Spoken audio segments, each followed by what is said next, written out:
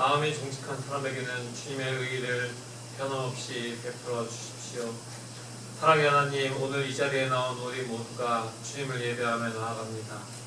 기쁨으로 주님을 예배하고 주님의 성령을 기대하면서 나가는 귀한 예배가 되도록 주여 역사하여 주시옵소서. 예수 그리스도의 이름으로 기원합니다. 아멘.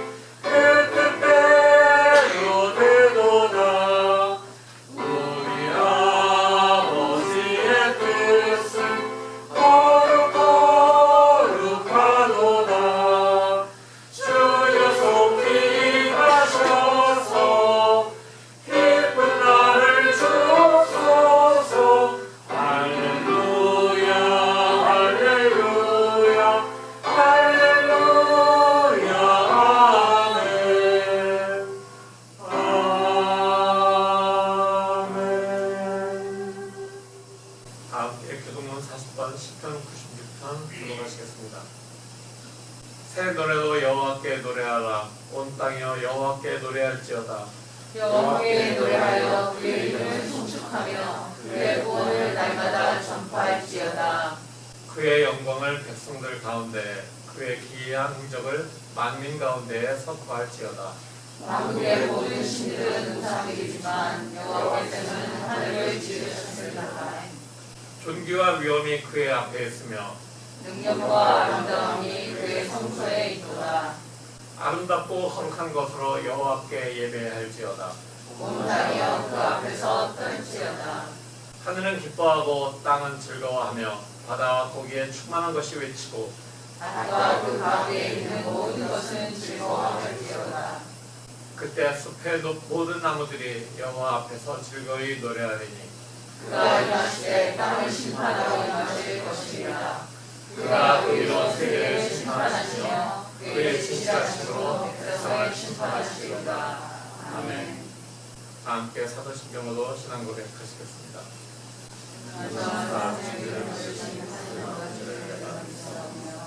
그 외아들 주 예수 그리스도의 이는 성령으로 인하여 정령하게 하시고 우리 우리들에게 구원을 받아 십자가에 못 박아 주시고 장사의 사망의 중병 가운데서 다시 살아나시며 하늘로부터 전하신 하나님의 하늘의 십자가 그래서 생도와 천자의 심판을 오시리라. 성령을 믿사오며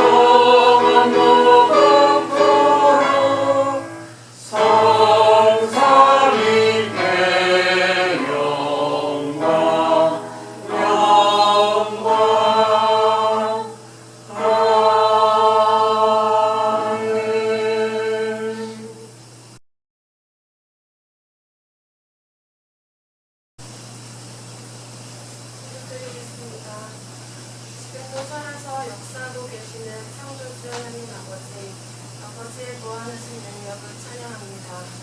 하나님의 자녀로서 부족함이 많은 저희들이 있지만 하나님 앞에 나올 수 있도록 허락하시는 아버지의 무한하신 사랑과 은혜에도 감사드립니다. 지난 한 주간 주님과 동행하는 삶을 살아가려 노력했지만 다시 세상의 것을 파묻혀 주님을 잊고 혼자 힘으로 더 많은 것들을 하려했던 저희 모습을 고백하고 함께합니다. 오늘 주님 용서해 주시고 돌아온 한 주는 하나님을 더 의지하며 살아가는 한 주 되도록 도와주시고 인도하여 주세요. 하나님, 아직도 끝나지 않은 코로나로 인해 많은 사람들이 실제적으로 영적으로 힘든 시간을 보내고 있습니다. 고통받는 이들을 치료하고 위로하여 주시고 또 그들을 위해 쓰는 모든 손길에 능력을 더하고 축복하여 주세요. 또한 세계 곳곳에서 경쟁으로 인해 두려워하고 힘들어하는 이들을 위해 기도하고 그들에게 주님의 평안이 함께하기를 기도합니다. 세상을 어지럽게 하는 어리석은 어리들을 깨닫게 하시고 주님의 나라를 이룩하는데 이바지 않는 유저자들이 더 많아지길 기도합니다. 또 세계 곳곳에서 하나님의 말씀과 사랑을 전하기 위해 애쓰고 계시는 모든 선교사님들을 위해 기도합니다.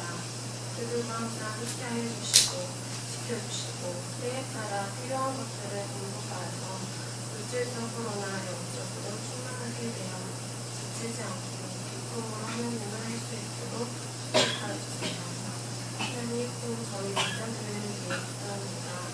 교훈은 작지만 믿음만큼은 성도하나하나 어디에 내놓아도 부끄럽지 않게 거룩한 믿음을 가진 나일과 같은 성도들로 이루어지게 될 수 있도록 축복하여 주세요. 또한 이 자리에 함께하지 못한 성도들 그리고 주변에 하나님을 알지 못하는 가족과 친구들을 위해서 기도합니다. 그들을 기록하여 주시고 사랑해 주셔서 하나님을 경험하고 하나님의 잘못되는 모세와 기쁨을 누릴 수 있도록 도와주시길 기도합니다. 이제 예배가 시작되었니 예배의 주인이신 하나님께서 시작부터 끝까지 함께 하셔서 형들로 영광 받으시고 또 저희 성공한 사람 한 사람에게 선물 주어주셔서 하나님의 임재를 경험하는 은혜의 예배가 되도록 인도하주세요.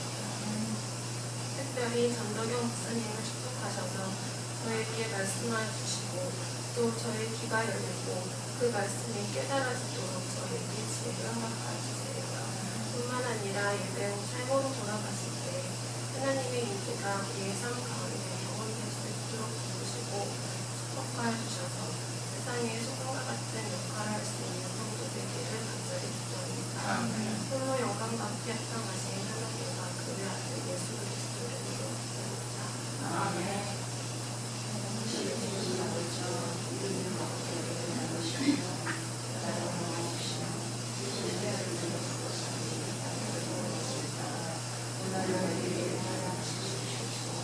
우리가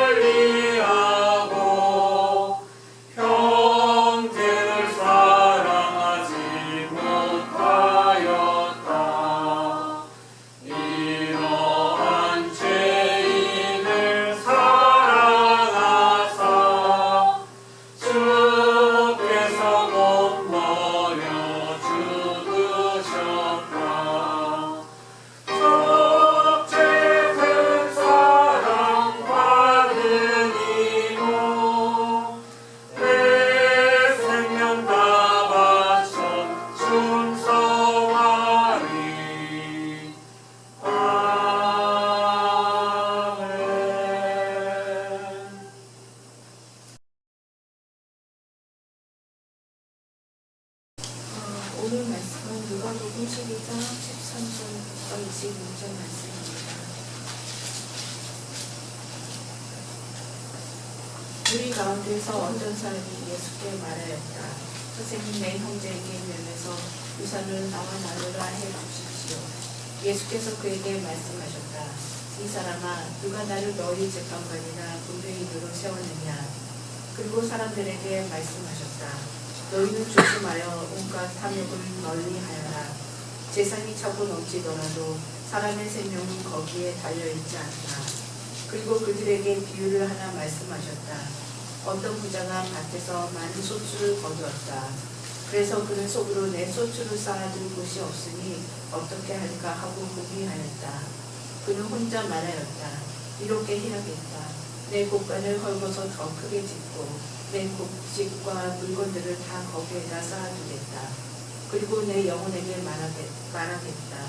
영혼아, 여러 해 동안 쓸 많은 물건을 쌓아두었으니 너는 마음 놓고 먹고 마시고 즐겨라. 그러나 하나님께서 말씀하셨다. 어리석은 사람아, 오늘 밤에 내 영혼을 내게서 도로 찾을 것이다. 그러면 내가 장만한 것들이 누구의 것이 되겠느냐? 자기를 위해서는 재물을 쌓아주면서도 하나님께 대하여 부여하지 못한 사람은 이와 같다. 이는 하나님의 말씀입니다. 하나님 감사합니다.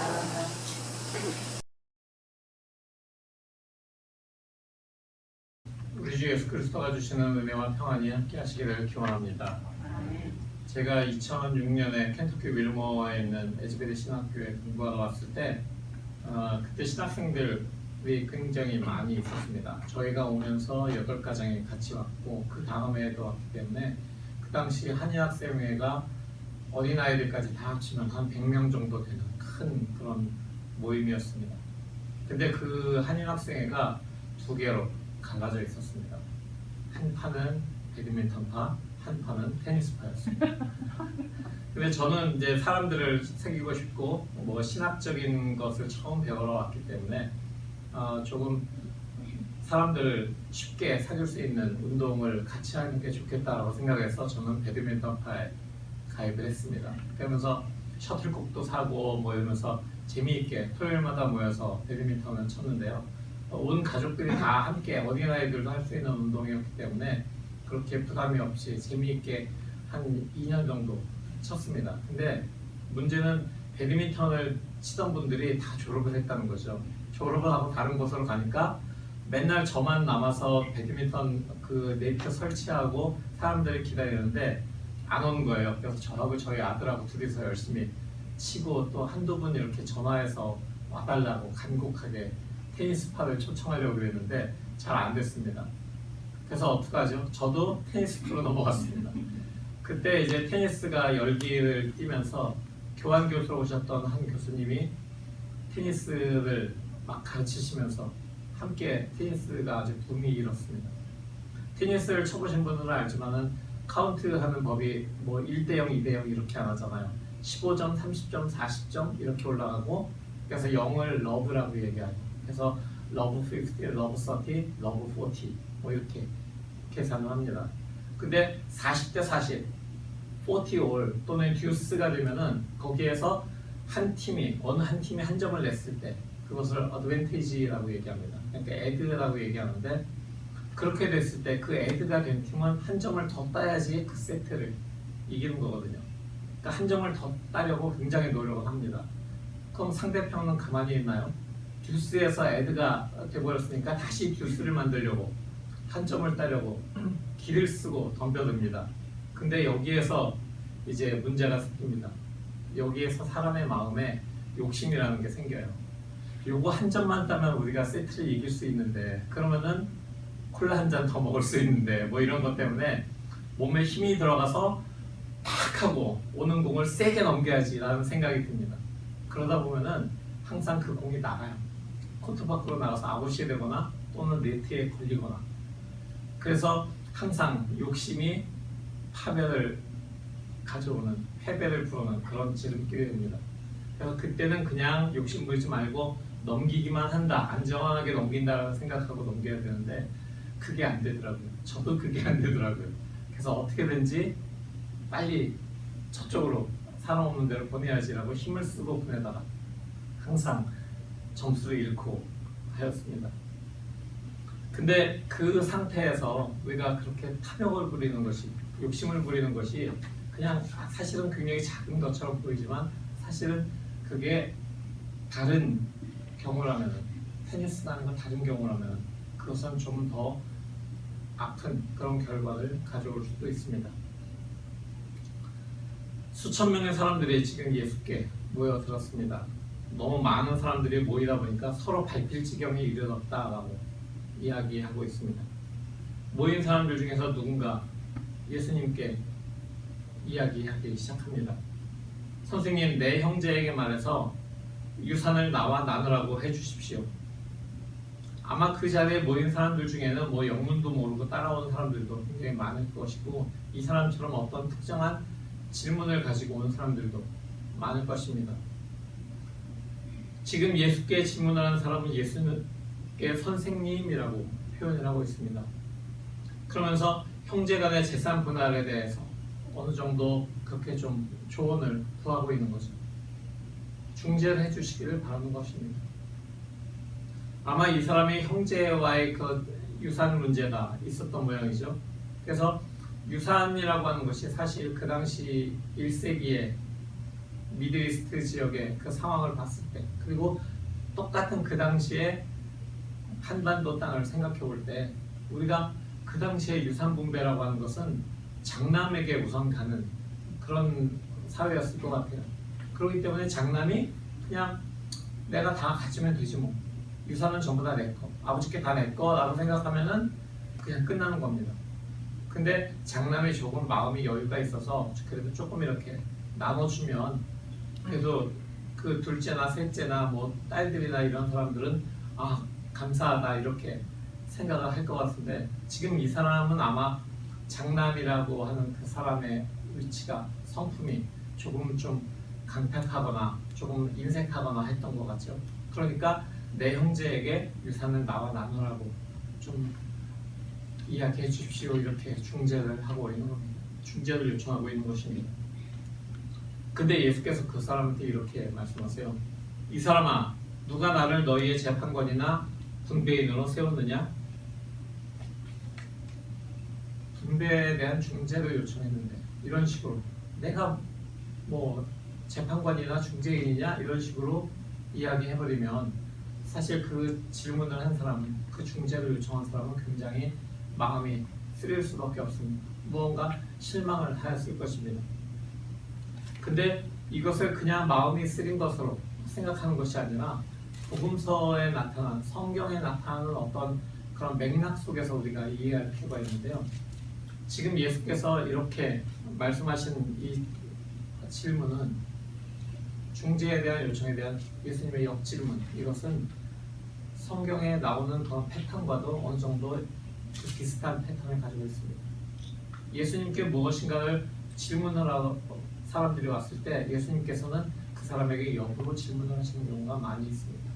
그 이유는 문제의 본질을 한번 꿰뚫어보라고 하는 그런 의미로 그 질문을 하신 것이죠. 물론 유산 분배가 어느 정도 그 이슈일 수 있습니다. 그렇지만 예수님께서는 그 문제의 본질을 한번 보아라, 네가 왜 그런 질문을 하고 있는지 한번 생각해봐 라고 지금 말씀하고 계신 것입니다. 그러면서 예수께서는 다시 모든 사람들을 향해서, 청중들을 향해서 이렇게 말씀하십니다. 너희는 조심하여 온갖 탐욕을 멀리하여라. 재산이 차고 넘치더라도 사람의 생명은 거기에 달려있지 않다. 이 말씀은 마치 예수님께 중재를 요청한 사람이 탐욕 부리는 것처럼 들리는 그런 말씀일 수도 있습니다. 하지만 예수님께서는 지금 문제의 본질에 대해서 접근하고 계신 것입니다. 예수님께서는 그러고 이어서 한 부자의 이야기를 들려주십니다. 소피 김 집사님이 조금 전에 읽어주신 그 성경 공독의 내용에 한 부자가 있었죠. 밭에서 수출을 많이 거둔 한 부자가 있었습니다. 그 수확한 것을 쌓아두기 위해서 기존의 창고가 너무 작으니까 그걸 허물고 큰 창고를 짓겠다라고 하는 그런 계획을 그가 하였습니다. 그리고 큰 창고에다가 모든 수확한 것을 다 집어넣고 보니까 굉장히 마음이 풍족해진 거죠. 넉넉해졌습니다. 이제는 은퇴할 때가 되었다. 힘든 그런 농사일에서 놓여놔서 그냥 나는 저거 조금씩 꺼내 먹으면서 여생을 보내야겠다. 편하게 지내야지 라고 생각을 했던 것입니다. 근데 이 이야기에 이 부자가 자신의 하인들을 또는 소작농들을 쥐잡듯이 잡아서 부당한 이익을 취했다. 이런 이야기는 한 줄도 나와 있지 않죠.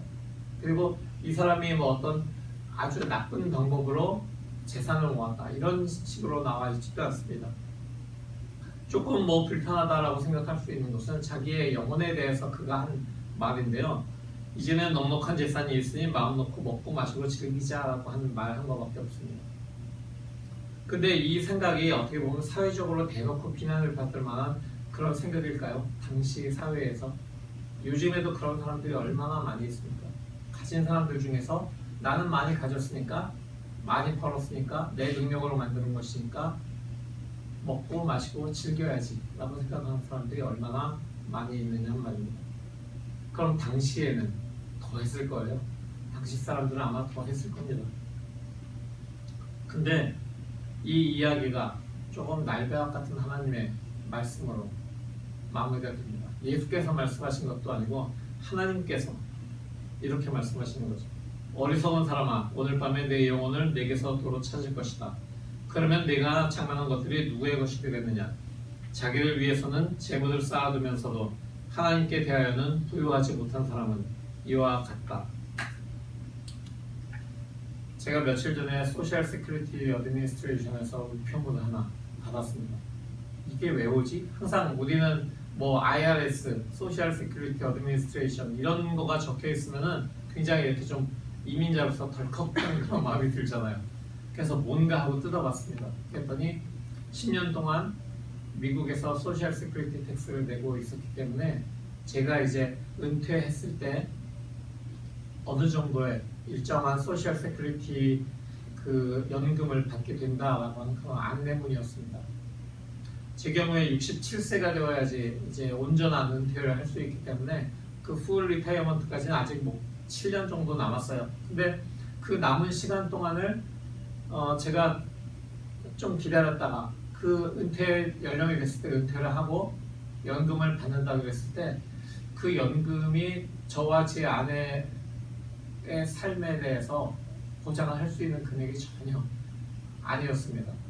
그리고 뭐 62세에 은퇴할 수 있다고 그렇게 되어 있는데 62세의 은퇴는 정말 우리 식구가 어디 나가서 좀 맛있는 외식을 하면 끝나는 그런 돈이었어요. 70세에 은퇴를 해도 뭐 그냥 한 달 모기지도 안 되는 그런 금액입니다.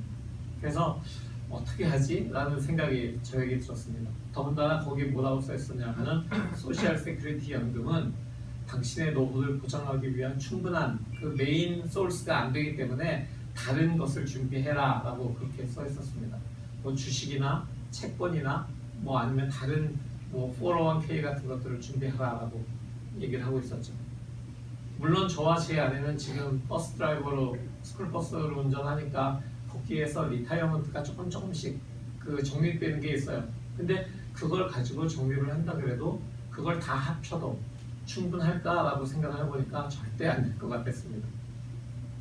그래서 은퇴 후 생활을 어떻게 준비해야 되나 아내하고 이런저런 얘기를 하면서 우리가 얼마가 있어야지 살 수가 있나 뭐 이런 생각을 해보고 그럼 그때까지 이제 70세 목회는 은퇴니까 그때까지 목회 생활을 하면서 또 운전도 하면서 뭔가 계속해서 우리가 해야 될 텐데 그걸 체력이 될까? 이런 걱정도 하고요. 많은 그런 생각들을 해보았습니다. 근데 다시 그날 저녁에 다시 본문을 들여다보면서 설교 준비를 하다가 라는 생각을 제가 하게 되었습니다. 예수님께 와서 질문한 사람의 주요 관심사는 재산의 분배였습니다. 유산을 어떻게 좀 분배받을 수 있을까라는 생각을 하고 있었던 거죠. 이 부자의 이야기에서 예수님께서 하신 이 부자의 비유에서 부자의 주요 관심은 많은 소출로 인해서 얻게 된 재물 그리고 그로 인해서 누리게 될 부유한 삶이었습니다. 이들의 공통점은 재물에다가 그들이 지금 초점을 맞추고 있다는 것이었습니다. 뭐 돈 이러면서 돈을 밝히고 있었다 이렇게 나와 있지는 않지만 그들의 현재 당면한 문제가 돈에 있었다라는 것입니다. 유산의 분배로 중재를 구한 사람의 마음속에는 어떻게 하면 좀 공평하게 나에게도 좀 유산의 분배가 이루어져야 되지 않을까라고 하는, 그리고 자신에게 돌아올 만한 그 유산을 독차지할 형제에 대한 어떤 불만, 그리고 그 사태가 벌어질 때 오는 어떤 두려움, 이런 것이 그 마음에는 차 있었습니다. 아마 그는 유산을 분배받아서 부양해야 할 식구들이 있을지도 모르고 그걸 좀 분배받으면 내가 할 비즈니스를 좀 넉넉하게 여유있게 시작할 수 있을지도 모릅니다. 부자 역시 힘들게 일해서 많은 소출을 모았으니까 남은 삶을 즐길 권리가 충분히 있다라고 그 사람은 아마 생각을 했을 것입니다. 그렇지만 오늘 본문의 마지막 구절이 이들의 생각과 하나님의 생각이 서로 다르다라는 것을 보여주는 것이었습니다. 오늘 마지막 구절에는 하나님께 대하여는 도요하지 못한 사람이라고 하는 표현이 나옵니다. 제가 부딪힌 부분도 바로 그 구절이었습니다. 은퇴 후에 받게 될 소셜 세큐리티 연금의 액수를 보면서 회사의 급여에서 리타이어먼트를 조금씩 더, 지금 한 6% 뛰고 있는 것을 한 10%까지 뛰어야 되나? 라고 그렇게 생각을 하고 있었고, 또 아니면은 지금 그냥 로빈후드로 앱으로다가 10불, 20불 하고 있는 그 재미로 하는 그 주식을 조금 더 많이 좀 과감하게 투자를 해볼까? 이런 생각도 했습니다. 어떤 것이 나와 아내의 노후를 보장해줄지 몰랐기 때문에 걱정하고 있었던 제게 바로 이 하나님께 대하여 부도함이라고 하는 이 단어가, 그 구절이 제 마음을 때리기 시작했습니다. 그러면서 나뉘어 있던 저의 시선을 다시 하나로 모으는 그런 시작점이 되었습니다. 유산의 배분을 놓고 중재를 구한 사람은 자신의 형제를 유산을 놓고 경쟁할 어떤 경쟁자, 자신에 대한 어떤 프레데터 같은, 포식자 같은 그런 시선으로 그를 바라볼 수밖에 없었을 것입니다.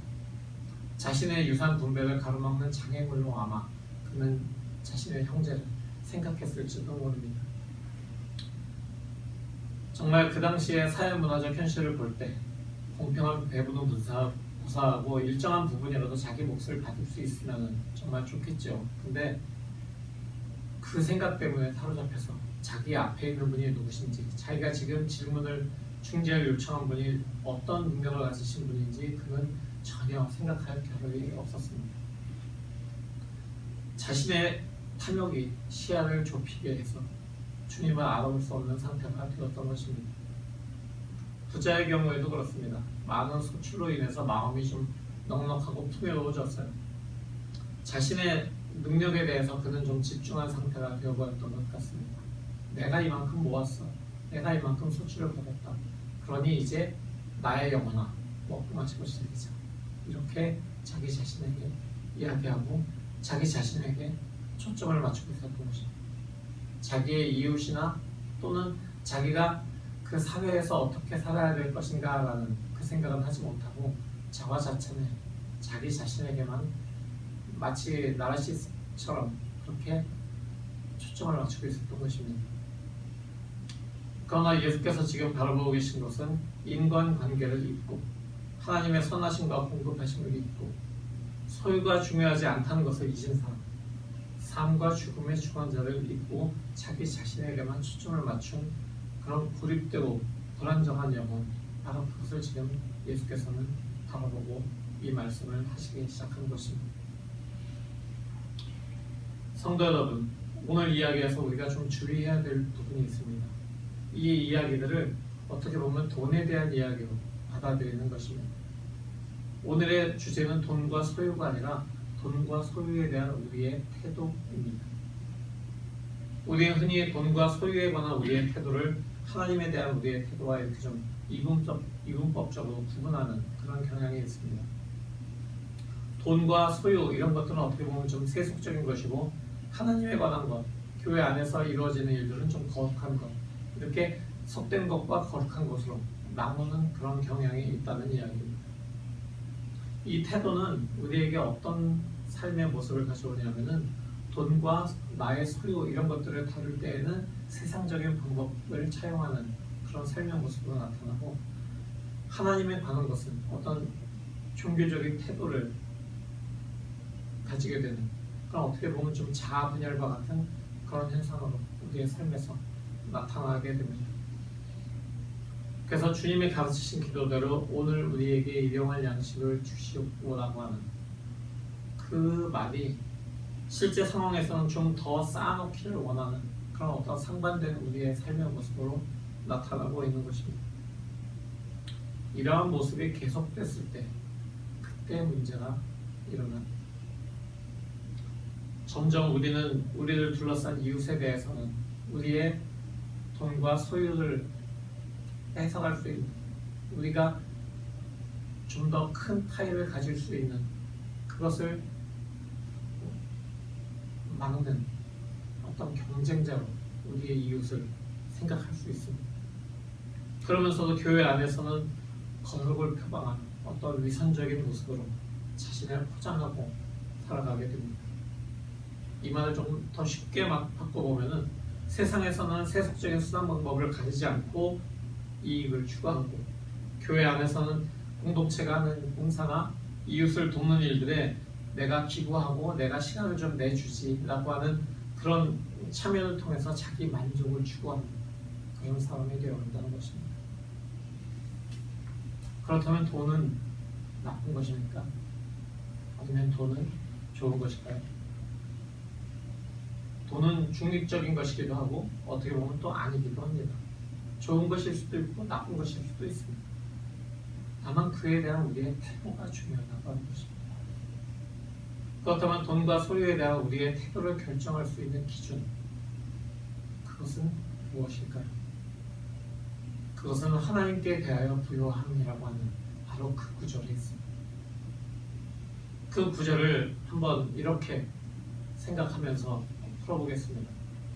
하나님에 대해서 부요한 삶은 사도 바울이 빌립보서에서 말하는 것처럼 그리스도 예수를 아는 것이 가장 값진 것임을 인정하는 것입니다.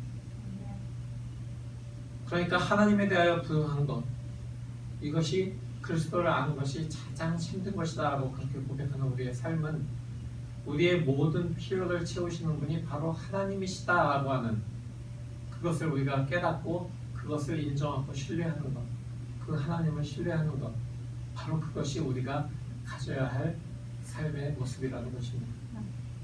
두 번째로 돈과 소유에 대한 우리의 사랑을 내려놓고 살아가기로 결단하는 것입니다. 이를 위해서, 하나님의 일을 위해서 재정을 드리는 그런 훈련이 필요합니다. 이거 잘못 이해하면은 교회 헌금 많이 하세요라고 강조하는 것처럼 들릴 수 있어요. 그렇지만 하나님은 우리의 돈이 필요하신 분이 아닙니다. 오히려 우리의 재정을 채워주시는 분이십니다. 하지만 우리의 필요를 채우시는 그 하나님의 은혜에 기대어서 우리가 살아간다면은, 우리가 정말 하나님이 우리의 모든 것을 채우신다라는 것을 우리가 신뢰하고 살아간다면, 그렇다면 우리가 하나님께 드리는 재정보다 하나님의 일을 위한 우리의 사랑이 더욱더 크다라는 것을 나타낼 필요가 있습니다. 우리가 하나님께 헌금을 하죠. 근데 그 헌금을 가끔 이렇게 하다 보면은 이렇게 해야 되나라는 생각이 들 때가 있어요. 이만큼을 해야 되나? 라는 생각이 들 때가 있는데, 이거보다 거기에 집중하는 것이 아니라 하나님의 그 일이 훨씬 더 크다, 그런 걸 통해서 이루신 하나님의 일이 훨씬 더 크고 그게 더 귀하다라는 생각을 우리가 해야 된다는 것입니다. 어떤 면에서 정기적인 그런 헌금이라든가 일정한 수익의 비율로 드리는 헌금, 이런 것들은 자신의 그 삶에서 그리스도인들이 꼭 훈련해야 될 것 중에 하나이기도 합니다. 세 번째로, 나에게 주어진 소유를 모든 사람을 위한 것으로 변화시키는 것이 필요합니다. 이 일을 위해서 지금 나에게 주어진 것을 잘 경영하는 지혜가 필요합니다. 내가 이 일을 해서 어느 정도의 재정적인 그런 수익을 얻게 되었어요. 근데 그것을 잘 경영해야 된다라고 하는 이야기입니다. 모든 것을 다 나눠줘라, 이웃을 생각해야 된다 그러니까 모든 사람을 위한 것으로 변화시켜야 된다고 하니까 벌어서 다 남에게 베풀어라 이거 아닙니다. 잘 경영해야 된다는 제가 분명히 표현을 했습니다. 나에게 필요한 것을 채울 재정 있어야 됩니다. 나에게 필요한 것을 채울 재정이 있는데 그것을 띄어서 또 남에게 주는, 나는 좀 핍절하게 살면서 남을 채우는 이런 것은 사실 건강하지 못한 그런 삶이 될 수 있습니다. 한 예로 저희 고모와 고모부가 두 분이 다 교회 장로가 되시면서 집을 팔아서 그 한 돈의 일부를 교회에다가 건축 헌금을 내셨어요. 그리고 본인들은 전세를 살기 시작했죠. 그러면서 고모부는 퇴직을 하셨고 점점 전세는 올라가고 그분들의 가슴은 점점 기울었어요. 그런 일을 하지 않아야 되는 것입니다. 좀 더 지혜롭게 할 수 있어야 되는 일들을 지혜롭지 않게 하는 그런 결과가 된 것입니다. 재정이라고 하는 것이 제가 예전에 이제 예수전도단에서 훈련을 받을 때 그때 두 가지를 배웠는데, 하나는 재정을 흘려보내는 것, 하나는 힘을 씨를 지키는 것, 이렇게 두 가지 배운 적이 있습니다. 재정을 흘려보낸다라고 하는 것은 내가 가지고 가둬놓을 수 있는, 나에게 가둬놓을 수 있는 그런 재정의 양이 넘칠 경우에 그 넘치는 것들은 흘려보내야 된다라는 얘기입니다. 내가 내 식구와 함께 즐겁게 어느 정도 부족하지 않게 살아갈 수 있는 그런 재정이 있고, 거기에 약간의 여유뿐만 예비가 있다면 거기에서 더 넘치게 나에게 들어온 것들은 흘려보낼 수 있는 그런 태도를 재정에 흘려보냄이라고 얘기합니다. 표현에서 나온 것 중에서 심을 씨라고 하는 것, 이것은 다음 해를 위한 종자라고 하는 그런 개념이죠. 심을 씨는 내가 빈궁해지고 내가 먹을 것이 없기 때문에 그 심을 씨를 털어서 먹어버리면 그러면 내년에는 무엇을 심을까라고 하는 그런 상황이 닥치게 됩니다. 그러니까 내가 가지고 있는 재정에서 심을 씨라고 한 그 부분은 어떻게 보면은 예비비 중에서도 더 일정한 부분을 모아놓는 것이라고 생각할 수가 있는데요. 그것을 가지고 심을 때가 되었을 때, 아, 저기에다 내가 심어야겠다, 또는 하나님께서 나에게 바로 저곳에다가 심어라라고 하는 그런 마음을 주실 때 그 재정을 역시 흘려보내는, 거기에다 심는 그런 것이 필요한 것입니다. 바로 그걸 심을 씨라고 하는 것이고, 그 심을 씨를 통해서 그 심을 씨가 심기고 거기에서 자라고 결실을 맺어서 거두시는 분은 하나님이십니다. 그렇게 재정의 두 개의 원칙을 제가 배우게 되었습니다. 이 훈련은 우리가 얼마를 버는지가 아니라 얼마를 우리의 삶을 위해서 유지할 것이냐라는 그런 이야기를 하는 것입니다. 감리교회의 창시자인 존 웨슬리 목사님은 처음에 그가 사례를 받기 시작했을 때와 그가 세상을 떠날 때 그 생활비의 그 양이 거의 일정했습니다. 그는 세월이 갈수록 점점 더 많은 그런 성도들로부터 거둔 헌금을 통해서 조금 더 넉넉한 월급을 받게 되었지만, 그렇지만 그는 자신의 생활비는 항상 거의 일정하게 유지를 했습니다. 그리고 더 벌어진 것들은 계속해서 사람들에게 나누는 그런 삶을 살았습니다. 그러니까 얼마나 더 잘 유지했느냐라는 것이 중요하다는 얘기는 바로 거기에서 우리가 모범을 볼 수 있는 것입니다. 말씀을 정리해 보겠습니다. 테니스에서 어드밴티지가 왔을 때 그때 욕심을 부리면 꼭 점수를 잃게 되는 것, 그런 것처럼 삶의 어드밴티지인 재물의 부요함, 그것이 하나님께 대한 부요함으로 변화되는 삶을 살아가는 우리 모두가 되기를 바랍니다. 하나님께 대한 부요함은 방금 나눈 그 세 가지 삶의 방식들을 우리 삶 속에서 삶을 통해서 이루어집니다. 하나님의 부요함을 추구하는 것은 어떻게 보면 때로는 우리의 안락함을, 우리의 불안정한 삶을 의미할 수도 있습니다. 우리가 힘들게 번 소유가 우리의 노력이 아닌 하나님의 은혜의 결과임을 인정하기가 쉽지 않을 수도 있습니다. 내가 노력해서 벌었는데 이걸 가지고 있으면 내가 조금 더 편하게 살 수 있는데, 조금 더 내가 위험을 당했을 때 그 위기를 쉽게 넘어갈 수 있을 텐데, 개인의 자산을 관리하고 미래를 위한 투자를 하는 것보다도 사람과 사람을 이어주고 생명을 살리는 것을 우선해야 할 때도 있습니다.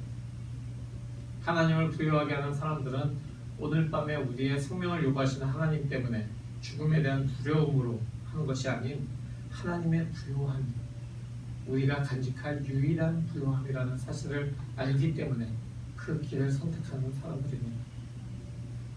하나님께 대하여 부요한 사람들이 되십시오.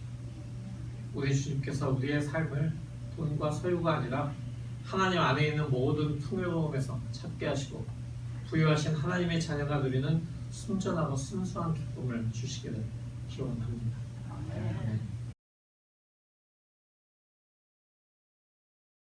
오늘 이 말씀을 붙잡고 우리는 이렇게 기도하기 원합니다. 주님, 우리가 주님의 그 자녀로 부여하신 주님의 자녀로 살아가게 됨을이나 해서 감사드립니다. 이제 나의 돈과 소유에 대한 그런 태도를 주님 안에서의 안정감을 기반으로 주님의 은혜를 인정하면서 주님께서 우리에게 주시는 그런 귀한 삶의 태도를, 주님의 부요함을 유지하는 그런 태도를 우리가 가지고 살아가길 원합니다. 이렇게 기도하시겠습니다. 다 같이 기도합니다.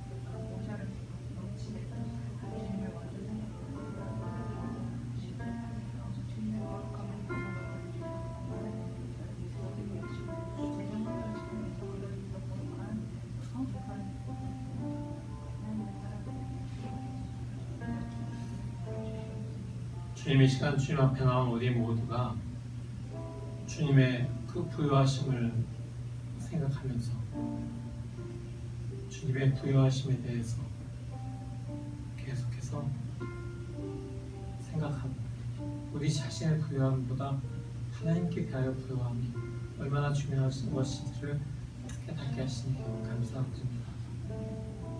하나님께 대하여 부요함을 유지하는 그런 태도를 우리가 가지게 하시고 또한 우리의 모든 삶의 초점이 우리가 가진 돈과 소유가 아니라 하나님의 부요함을 우리가 어떻게 함께 또한 누리고 또 그 하나님의 부요함으로 사람들을 불러 모을 수 있을 것인지에 대해서 계속해서 묵상하고 그것을 삶으로 살아내는 우리 모두가 될 수 있도록 주님 은혜 내려 주시옵소서. 무엇보다도 말씀 안에서의 부요함을 우리에게 허락하시고 성령 안에서의 부요함을 허락하시고 말씀과 성령으로 부요해진 그 우리의 삶을 통해서 우리 주변의 이웃들과 함께 주님의 부요함을 계속해서 공유하며 나가는 우리 모두가 되는 주님 함께 해주시옵소서. 예수 그리스도의 이름으로 기도합니다. 아멘.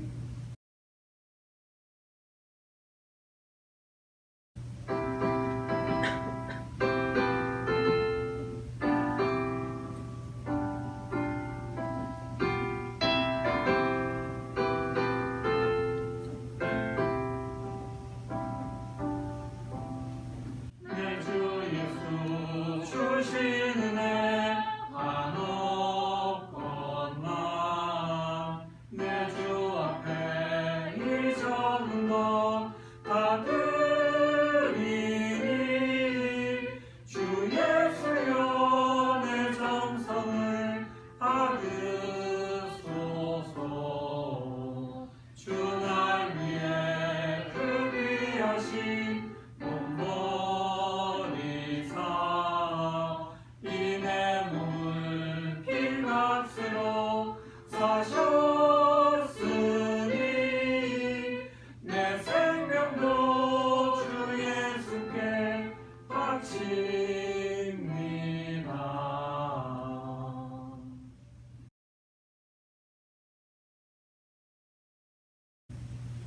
감사하신 주님, 우리를 위해서 사람의 몸으로 오시고 자신을 십자가에서 내어주시기까지 우리를 사랑하시고 우리의 생명을 구원하신 그 은혜를 생각하면서 우리가 주님께로부터 온 물질의 일부를 구별을 다시 바칩니다.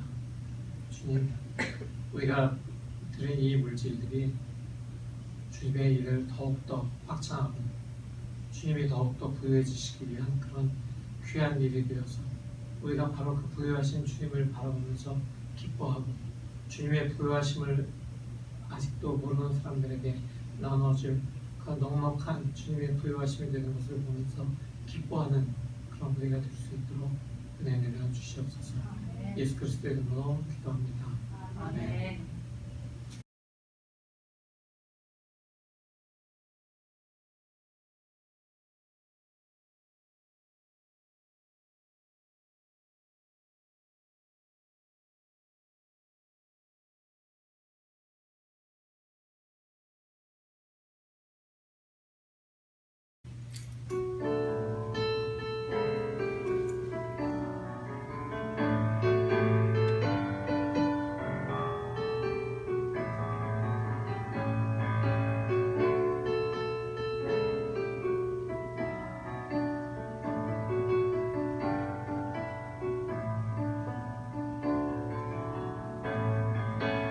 선한 능력으로 안으시네 그 크신 팔로 날 붙드시네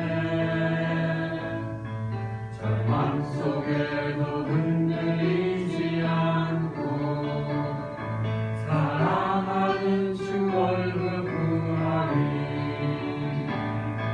선한 능력으로 일어서리 주만 의지하니 믿음으로 우리 고대하네 주 오실 그날 영광의 새날을 맞이하리 선한 능력으로 일어서리 주만 의지하리 믿음으로 우리 고대하네 주 오실 그날 영광의 새날을 맞이하리.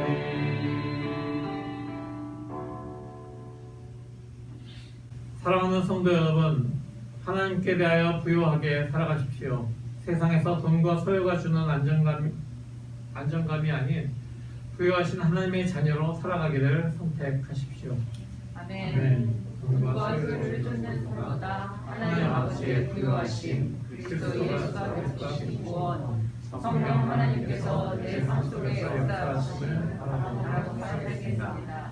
하나님을 버리고 하나님께 대하여 부유함을 선택하겠습니다.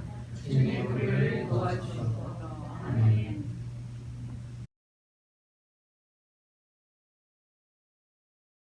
주님, 이 시간도 먼 여행 중에서 돌아오고 있는 우리 말씀드린 성도를 주님께서 지키시고 또한 이 자리에 처음 나온 우리 유준석 형제를 주님께서 지키셔서 정말 하나님의 그 은혜 가운데서 하나님의 부유하신 가운데에서 귀하게 성숙되어가는 삶 살 수 있도록 주님 은혜 내려주시옵소서. 생일을 맞으신 분들의 원사님 그 건강을 지키시고 또 즐겁게 날마다 일하면서 주님을 찬양하는 삶 될 수 있도록 역사하여 주시옵소서. 우리 모두의 삶이 불완전한 가운데 있을지라도 질병으로 고통받는 가운데 있을지라도 주님의 부유하심으로 인하여서 우리가 넉넉히 세상에 대하여 담대하게 살아갈 수 있는 우리 모두가 될 수 있도록 주님 성령으로 함께하여 주시옵소서. 이제는 우리 주 예수 그리스도의 무한하신 은혜와 아버지 하나님의 지극하신 사랑하심과 성령 하나님의 교통하심 또한 우리 안에서 역사하심 주님의 부유하심을 바라보며 살아가기로 결단한 모든 성도들의 머리 위에 그들의 하는 일과 학업 위에 그들의 모든 삶의 영역도 함께 하시기를 간절히 축원하옵나이다. 아멘.